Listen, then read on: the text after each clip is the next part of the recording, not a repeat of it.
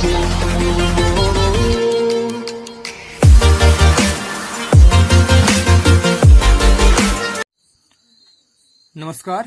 आप सभी का स्वागत है। आज हम डोमेन ऑफ अ फंक्शन का लेक्चर नंबर 3 डिस्कस करने जा रहे हैं, जिसे भी हम कुछ एग्जाम्पल के माध्यम से यहाँ पर रियल वैल्यूड फंक्शंस का डोमेन निकालने का प्रयास करेंगे। तो पहला एग्जाम्पल कुछ इस प्रकार है, f x is equal to x square plus 2x plus 1 upon x square minus 8x plus 12, जहां x क्या है, एक रियल नंबर है। तो इस क्वेश्चन से आप घबराइएगा मत, ये दिखने का बड़ा है, इसका डोमेन जो है बहुत आसानी से निकल जाता है। तो ठीक है, तो इसके लिए आपको क्या करना होगा, इसका जो डोमेन होगा केवल इस डिनोमिनेटर की टर्म वाले टर्म पर ही क्या हो रहा है, डिपेंड हो रहा होगा। ठीक है, आप इसके फैक्टर करिएगा, इसके फैक्टर आप निकाल लेंगे तो आप इसके डोमेन को बहुत आसानी से डिफाइन कर लेंगे। तो इसका फैक्टर हम करेंगे सबसे पहली बात, x square minus 8x plus 12 जो आपका नीचे टर्म है, इसके आपको फैक्टर निकालने हैं। तो इसके फैक्टर मैं अभी निकालूंगा नहीं, क्योंकि अगर निकालेंगे तो मेरा लेक्चर काफ़ी लंबा हो जाएगा और टाइम भी काफ़ी लग जाएगा। तो इसलिए मैं ये समझ पा रहा हूँ कि आप लोग जो है कम से कम फैक्टर करना समझ पा रहे हैं।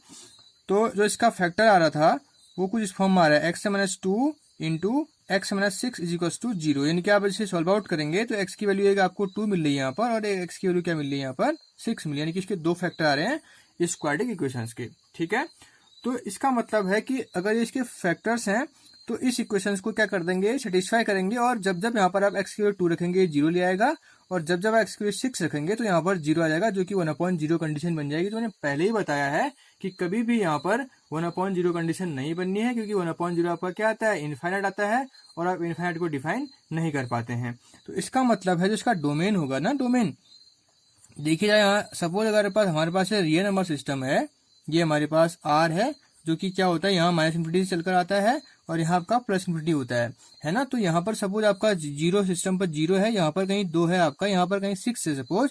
तो इसे इन दो पॉइंटों पर ही दिक्कत है, इसके अलावा न तो इसे यहाँ से दिक्कत है कहीं पर भी, और न इसके बीच में कहीं दिक्कत है, और न इसके आगे को कहीं दिक्कत है। इसका मतलब है जो इसका डोमेन बनेगा, तो इसका आप डोमेन आप इस प्रकार डिफाइन करेंगे, domain of F x.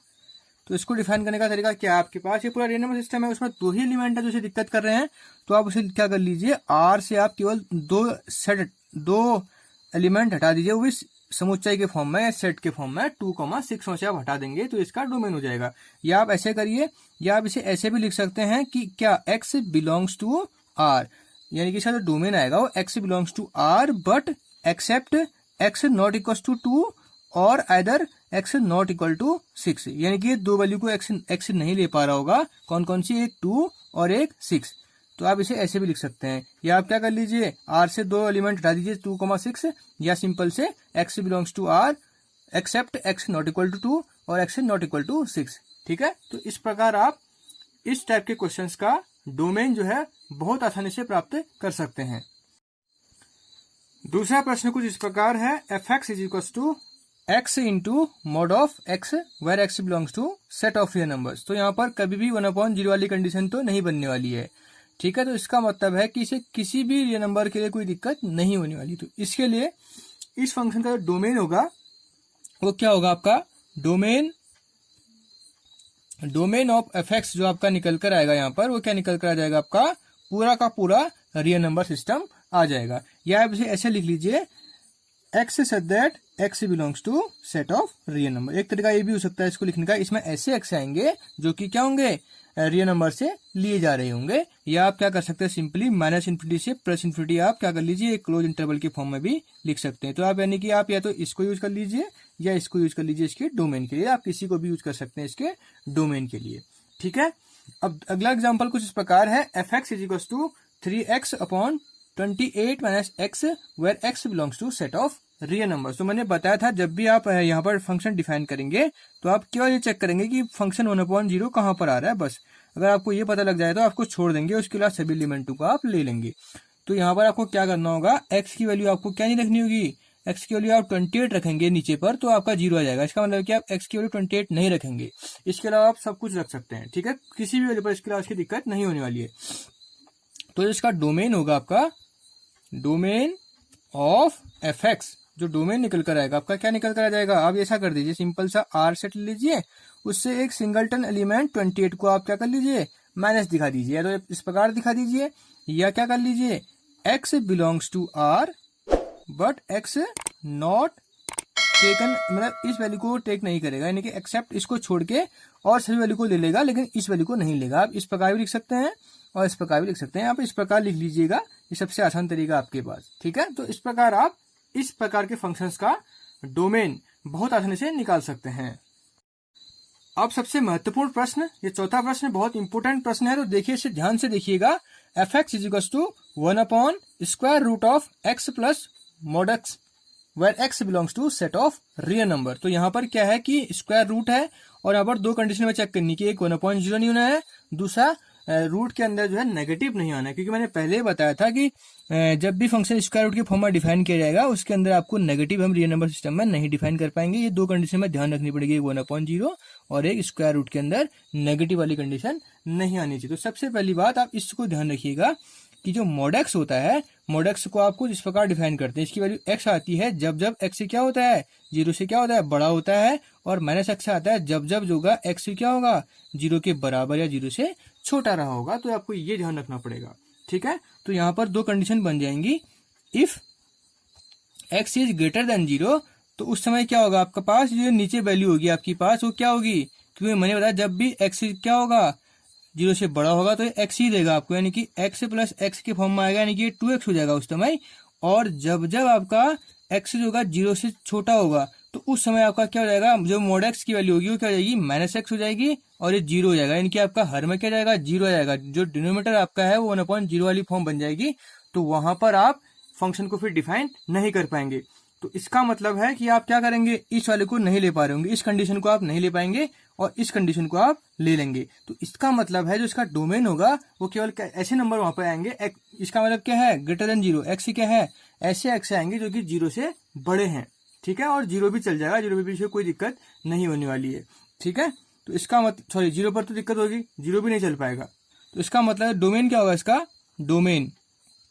Domain of F x वो क्या निकल कर आ जाएगा आपका, आप ऐसा कर लीजिए, 0 से ऊपर को जितने भी रियल नंबर होंगे सबको ले, लेकिन 0 का आप इंक्लूड नहीं करेंगे, ध्यान रखिएगा। ऐसे भी लिख सकते हैं, या आप क्या कर लीजिए, आर प्लस, यानी कि जो कि जिसमें क्या आर प्लस का मतलब क्या होता है, set of positive real numbers. तो या तो आप ऐसे लिख लीजिए या आप ऐसे लिख सकते हैं, ठीक है। तो जो आपको अच्छा लगे उसको आप इसके डोमेन के रूप में यूज कर सकते हैं, ठीक है। लास्ट प्रश्न कुछ इस प्रकार है, f x is equal to x cube minus x plus 3 upon x square minus 1 where x belongs to set of real number. तो मैंने जब भी इस प्रकार का फंक्शन आपका होगा तो आपको इससे कोई मतलब नहीं है, आपको केवल इस वैल्यू से मतलब है, नीचे वाली वैल्यू से, जो डिनोमिनेटर में वैल्यू होगी उसी से आपको मतलब है, क्योंकि वही आपका क्या करेगा, यहाँ पर गड़बड़ करेगा, दिक्कत करेगा, क्योंकि वहां पर अगर एक्स की वैल्यू आपको 1/0 वाली कंडीशन नहीं रखनी है, अगर आपको ऊपर 0 आएगा तो कोई दिक्कत नहीं है, लेकिन नीचे कभी भी 0 नहीं आना चाहिए, यानी कि आपको कुल मिलाकर ध्यान रखना है कि 1/0 वाली कंडीशन नहीं बननी है। तो इसका मतलब क्या होगा, इसका मतलब ये होगा कि जब आप नीचे वाली इस टर्म का फैक्टर करेंगे तो इसके फैक्टर क्या आएंगे आपके पास, इसके फैक्टर आएंगे आपका x-1 और x+1 के फॉर्म में आएंगे, है ना। तो अब इसका मतलब है कि x की वैल्यू न तो आप 1 रख पाएंगे और नहीं -1 रख पाएंगे, इन दो वैल्यू को आप यहाँ पर पुट नहीं कर पाएंगे, ये ध्यान रखिएगा आप, ठीक है। इन वैल्यू को छोड़कर आप किसी भी रियल नंबर को रखिए, यहाँ पर कोई दिक्कत नहीं होने वाली है। इसका मतलब है जो इसका डोमेन होगा ना, डोमेन, ये ध्यान रखिएगा यार, कोई दिक्कत ही नहीं है उसमें।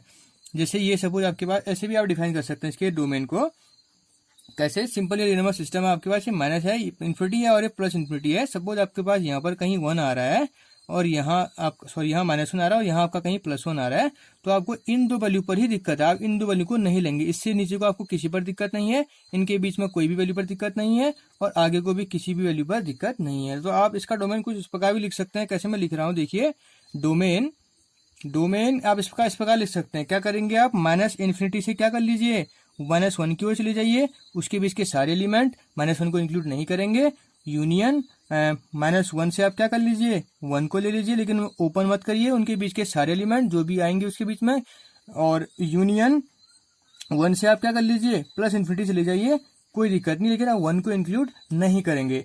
तो आप इसे ऐसे भी लिख सकते हैं, या आप क्या करेंगे, इसका जो डोमेन है उसे ऐसे भी डिफाइन कर सकते हैं आप x belongs to r such that x जो होगा न तो 1 के इक्वल होगा कभी भी, और नहीं x कभी -1 के बराबर होगा।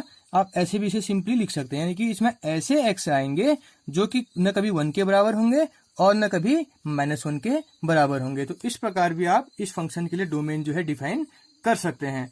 तो अगर आपको मेरा वीडियो अच्छा लगे तो कमेंट जरूर करें और इसे अधिक से अधिक शेयर करें अपने दोस्तों में, जिससे मुझे आपका सपोर्ट मिल सके। धन्यवाद।